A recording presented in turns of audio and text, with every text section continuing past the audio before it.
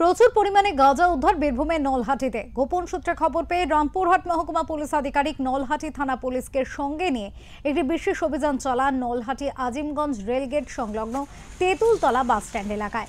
এই অভিযানে নেমে সোমবার রাত্রি 12টা নাগাদ এক মহিলা সহ 4 জনকে গ্রেপ্তার করে পুলিশ।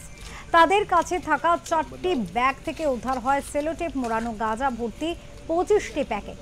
পুলিশ সূত্রে খবর, উদ্ধার হওয়া ওই গাঁজার মোট ওজন আনুমানিক প্রায় 25 কেজি। ধৃত 4 জনের মধ্যে 2 জন সুমন কর্মকার ও নিশা সাহানির বাড়ি বীরভূমের আহমেদপুর এলাকায়, অপর 2 জন আসগর শেখ বাড়ি নলহাটি থানার ডাঙ্গাপাড়া গ্রামে এবং খায়রুল আলম বাড়ি নলহাটি থানার অন্তর্গত ডিহা কৈগরিয়া গ্রামে। এই বিশেষ অভিযানে উপস্থিত ছিলেন রামপুরহাট মহকুমা পুলিশ আধিকারিক গোবিন্দ শিকদার, নলহাটি থানার ভারপ্রাপ্ত অধিকারী মোহাম্মদ আলী, নলহাটি থানার অন্যান্য পুলিশ আধিকারিকগণ এদিন উপস্থিত ছিলেন। ধৃত 4 জনকে মঙ্গলবার সকালে রামপুরহাট মহকুমা আদালতে পাঠানো হয়।